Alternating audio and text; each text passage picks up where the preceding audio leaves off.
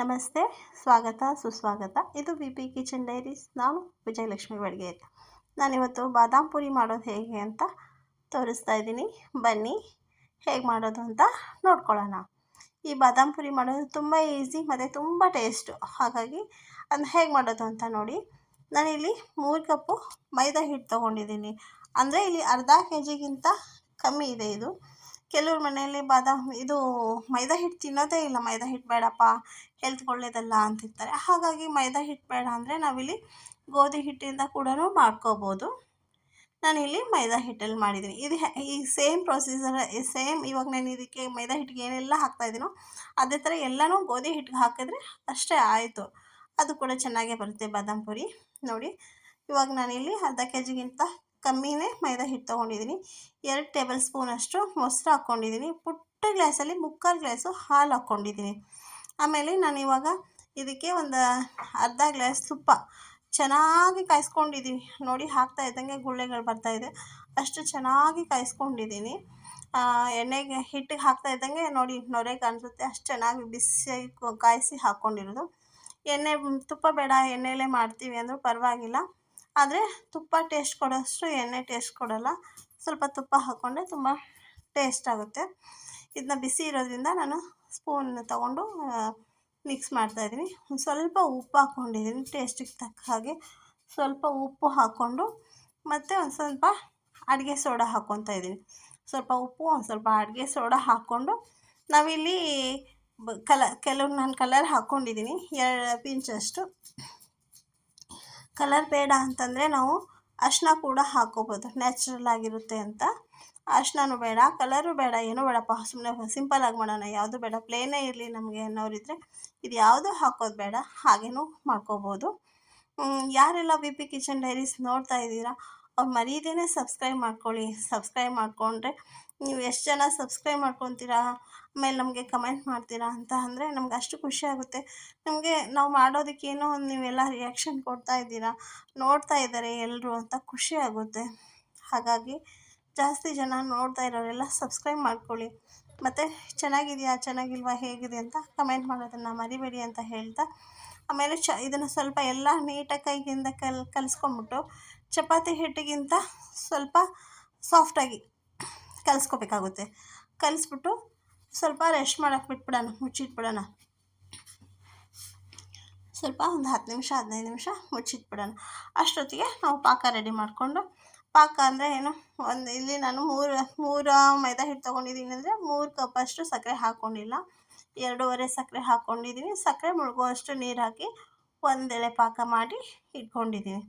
ಈ 1 ಎಳೆ ಪಾಕನ ಮತ್ತು ನಾವು ಇದಕ್ಕೆ ಒಂದು ಸ್ವಲ್ಪ ಏಲಕ್ಕಿ ಲವಂಗ ಹಾಕಿ ಪೌಡ್ರ್ ಹಾಕಿ ತಿರುಗಿಸಿ ಮತ್ತು ಬಿಸಿ ಮಾಡಿ ಇಟ್ಕೊಳ್ಳೋಣ. ಇಷ್ಟು ರೆಡಿ ಮಾಡಿ ಇಟ್ಕೊಂಡು ನಾವು ಆ ಕಡೆ ಪಕ್ಕಕ್ಕೆ ತಿಟ್ಬಿಡೋಣ. ಇದನ್ನು ಇವಾಗ ನಾವು ಒಂದು 10-15 ನಿಮಿಷ ನೆನೀಲಿ ಅಂತ ಬಿಟ್ಟಿದ್ವಲ್ಲ, ಅದೇ ಹಿಟ್ಟನ್ನು ಚೆನ್ನಾಗಿ ಇನ್ನೊಂದು ಸತಿ ಮಿದ್ಕೊಂಡು ಮತ್ತೆ ಒಂದು ಸ್ವಲ್ಪ ಎಣ್ಣೆ ಹಾಕಿ ಮತ್ತೆ ಒಂದು ಸ್ವಲ್ಪ ಚೆನ್ನಾಗಿ ಕಲಿಸ್ಕೊಂಡು, ನಮಗೆ ದೊಡ್ಡದು ಬೇಕಾ ಚಿಕ್ಕ ಬೇಕಾ ಗುಳ್ಳೆ ಇದನ್ನು ನೋಡ್ಕೊಂಡ್ಬಿಟ್ಟು ನಮಗೆ ಯಾವ ಸೈಜ್ ಬೇಕೋ ಆ ಸೈಜ್ ಮಾಡಿ ಇಟ್ಕೊಂಬಿಡೋಣ. ಎಲ್ಲ ಒಟ್ಟಿಗೆ ಮಾಡಿ ಇಟ್ಕೊಂಡ್ರೆ ಅನುಕೂಲ. ಒಂದೊಂದೇ ಮಾಡೋಕ್ಕಿಂತ ಎಲ್ಲ ಒಟ್ಟಿಗೆ ಮಾಡಿ ಇಟ್ಕೊಂಡ್ಬಿಟ್ರೆ ಚೆನ್ನಾಗಾಗುತ್ತೆ. ಹಾಗಾಗಿ ಆಮೇಲೆ ಇವಾಗ ಬಾದಾಮ್ ಪುರಿ ಅಂದ ತಕ್ಷಣ ತ್ರಿಕೋನ ಶೇಪಲ್ಲೇ ಮಾಡಬೇಕು ಅಂತ ಏನಿಲ್ಲ, ನಮಗೆ ಯಾವ ಶೇಪಲ್ಲಿ ಬೇಕೋ ಆ ಶೇಪಲ್ಲಿ ಮಾಡ್ಕೋಬೋದು. ಮಕ್ಕಳಿಗೆ ಯಾವ ಥರ ಮಾಡಿದ್ರೆ ಚೆನ್ನಾಗಾಗುತ್ತೆ ಅಂತ ನೋಡ್ಕೊಂಬಿಟ್ಟು ಯಾವ ಥರ ಮಾಡಿದ್ರೆ ಇಷ್ಟಪಟ್ಟು ತಿಂತಾರೆ ಅಂತ. ನಾವು ಯಾವ ಟೈಪು ಮಡ್ಚ್ಕೊಂಡು ಮಾಡಿದ್ರೂ ಅದೇನು ಟೇಸ್ಟ್ ಚೇಂಜ್ ಆಗೋಲ್ಲ, ಆದರೆ ನೋಡೋಕೆ ಒಂದು ಸ್ವಲ್ಪ ಚೆನ್ನಾಗಿರುತ್ತೆ ಅಷ್ಟೇ. ಎಲ್ಲ ಒಂದೇ ಥರ ಮಾಡೋದಕ್ಕಿಂತ ಬೇರೆ ಬೇರೆ ಟೈಪಲ್ಲೂ ನಾವು ಮಾಡ್ಕೋಬೋದು. ಹಾಗಾಗಿ ಆಮೇಲೆ ನೋಡಿ, ಇವಾಗ ನಾವು ಬಾದಾಮ್ ಪುರಿ ಮಾಡ್ತಾ ಇದ್ದೀವಿ ಅಲ್ವಾ. ಬಾದಾಮ್ ಪುರಿನ ಮಕ್ಕಳಿಗೆ ಅಂತಲ್ಲ, ಮಕ್ಕಳು ದೊಡ್ಡವರು ಎಲ್ಲರೂ ಇಷ್ಟಪಟ್ಟು ತಿಂತಾರೆ. ಆಮೇಲೆ ಇದು ಕ್ರಿಸ್ಪಿಯಾಗೂ ಬರುತ್ತೆ, ಜ್ಯೂಸಿಯಾಗೂ ಇರುತ್ತೆ. ಆಮೇಲೆ ತಿನ್ನೋಕ್ಕೆ ತುಂಬ ಚೆನ್ನಾಗಿ, ಇವತ್ತು ಮಾಡಿದ್ದೀವಿ ಅಂದರೆ ಇವತ್ತಿನಗಿಂತ ನಾಳೆ ಇನ್ನೂ ತುಂಬ ಚೆನ್ನಾಗಿ ಬರುತ್ತೆ. ಇದು ಆರ್ಬಿಡುತ್ತಲ್ಲ ಇವಾಗ, ಅಂದರೆ ಈಗ ಮಾಡಿದ ತಕ್ಷಣ ಇವಾಗಲೇ ತಿನ್ನೋಕೆ ಹೋದರೆ ಪಾಕ ಇನ್ನೂ ಹಿಡ್ಕೊಂಡಿರುತ್ತೆ, ಅಷ್ಟೇ ಇದೆ ಟೇಸ್ಟ್ ಅನಿಸಲ್ಲ. ಇವತ್ತು ಮಾಡಿರೋದನ್ನು ನಾಳೆ ತಿಂದರೆ ಇನ್ನೂ ಸೂಪರಾಗಿರುತ್ತೆ. ನೋಡಿ, ಇವಾಗ ನಾವೆಲ್ಲ ರೆಡಿ ಮಾಡಿ ಇಟ್ಕೊಂಡಿದ್ವಲ್ಲ, ಅದು ಎಣ್ಣೆಯಲ್ಲಿ ಹಾಕಿ ಚೆನ್ನಾಗಿ ಗೋಲ್ಡನ್ ಕಲರ್ ಬರೋ ಥರ ಕರೆದ್ಬಿಡೋಣ. ನೀಟಾಗಿ ಕರೆದು ತೆಕ್ಕೊಬಿಡೋಣ.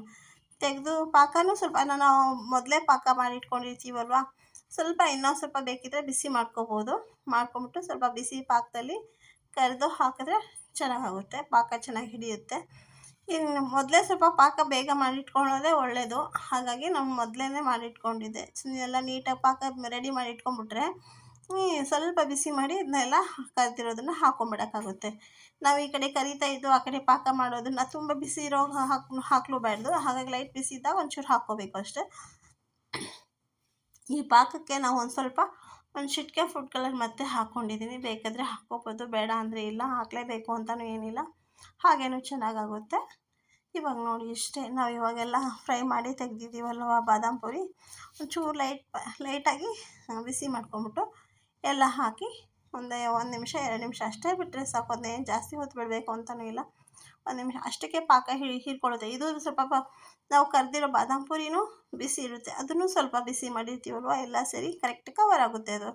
ಅಷ್ಟೇ, ಮಾಡೋದು ಈಸಿ, ತಿನ್ನೋಕ್ಕೂ ಚೆನ್ನಾಗಿರುತ್ತೆ. ಮಕ್ಕಳು ದೊಡ್ಡವರು ಎಲ್ಲರೂ ಇಷ್ಟಪಟ್ಟು ತಿಂತಾರೆ, ತುಂಬ ಖುಷಿಯಾಗಿ ತಿಂತಾರೆ. ಹಾಗಾಗಿ ನೀವು ಕೂಡ ಮಾಡಿಬಿಟ್ಟು ಚೆನ್ನಾಗಿ ಬಂದಿಲ್ವಾ, ಹೇಗೆ ಬಂತು ಅಂತ ಕಮೆಂಟ್ ಮಾಡಿ. ನಾವು ಮಾಡಿರೋದು ಇಷ್ಟ ಆಯಿತಾ, ತೋರಿಸಿರೋದು ಇಷ್ಟ ಆಯಿತಾ ಅಂತ ಹೀಗೆಲ್ಲ ಕಮೆಂಟ್ ಮಾಡಿ. ನಮಗೆ ಏನೇ ಆದರೂ ಕೂಡ ಕಮೆಂಟ್ ಮಾಡಿ ಅಂತ ಹೇಳ್ತಾ, ಎಲ್ಲರೂ ಸಬ್ಸ್ಕ್ರೈಬ್ ಮಾಡ್ಕೊಳ್ಳಿ ಅಂತ ಹೇಳ್ತಾ, ನೋಡಿ ಇವಾಗ ಇಷ್ಟೇ. ಇದು ಮಾಡೋದು ತುಂಬ ಸುಲಭ, ಏನು ಬಾದಾಮ್ ಪುರಿ ಅಂದ ತಕ್ಷಣ ಇದು ಇರಲ್ಲ, ಮಾಡೋದು ತುಂಬ ಚೆನ್ನಾಗಿ ಈಸಿಯಾಗೇ ಇದೆ. ನೋಡಿ ಇವಾಗ ಎಲ್ಲನೂ ತೆಗೆದುಬಿಟ್ಟು ನಾವು ಸರ್ವ್ ಮಾಡಿಕೊಂಡ್ರೆ ಆಯಿತು ಅಷ್ಟೇ. ಇವತ್ತು ತಿಂದರೂ ಪರವಾಗಿಲ್ಲ, ಇವತ್ತಿಗಿಂತ ನಾಳೆ ಇನ್ನೂ ಚೆನ್ನಾಗಾಗುತ್ತೆ ಅಷ್ಟೇ. ಇದು ಮಾಡೋದು ಮತ್ತೇನೋ ಹೇಳ್ತಾರಲ್ಲ, ನೆನ್ನೆಗಿಂತ ನಾಳೆ ಚೆನ್ನ ಅಂಥೇಳಿ, ಹಾಗೆ ಇವತ್ತಿಗಿಂತ ನಾಳೆ ಚೆನ್ನಾಗಾಗುತ್ತೆ, ಟೇಸ್ಟ್ ಆಗುತ್ತೆ ಅಂತ ಹೇಳ್ತಾ, ಇಷ್ಟೊತ್ತಿಗೂ ನಿಮ್ಮೆಲ್ಲರ ಅತ್ಯಮೂಲ್ಯವಾದ ಟೈಮ್ ಕೊಟ್ಟು, ಸಮಯ ಕೊಟ್ಟು, ಇಷ್ಟೊತ್ತನ್ನು ತಾಳ್ಮೆಯಿಂದ ನೋಡಿದ್ದಕ್ಕೆ ನಿಮಗೆಲ್ರಿಗೂ ತುಂಬ ತುಂಬ ತುಂಬ ಧನ್ಯವಾದಗಳನ್ನು ತಿಳಿಸುತ್ತಾ, ಮತ್ತೆ ಇನ್ನೂ ಒಂದು ವಿಡಿಯೋ ಜೊತೆಗೆ, ಮತ್ತೆ ಏನಾದರೂ ಒಂದು ರೆಸಿಪಿ ಜೊತೆಗೆ ಮತ್ತೆ ನಾನು ಬರ್ತೀನಿ ಅಂತ ಹೇಳ್ತಾ, ಮತ್ತೆ ಒಂದು ಅಡುಗೆ ತೋರಿಸ್ತೀನಿ ಅಂತ ಹೇಳ್ತಾ, ನಿಮಗೆಲ್ರಿಗೂ ನಾನು ನೋಡಿ ಎಷ್ಟು ಕ್ರಿಸ್ಪಿಯಾಗಿ ಬಂದಿದೆ. ಒಂದು 10 ನಿಮಿಷ ಬಿಟ್ಟು ನಾವು ನೋಡಿದಾಗಲೇ ಇಷ್ಟು ಕ್ರಿಸ್ಪಿಯಾಗಿರುತ್ತೆ. ನಾಳೆಗಂದರೆ ಇನ್ನೂ ಚೆನ್ನಾಗೇ ಆಗಿರುತ್ತೆ. ನಾವು ಒಂದು 15 ದಿನ ಇಟ್ಕೋಬೋದು, ಸ್ಟೋರ್ ಮಾಡ್ಕೊಂಡು ತಿನ್ಬೋದು ಅಂತ ಹೇಳ್ತಾ ಧನ್ಯವಾದ.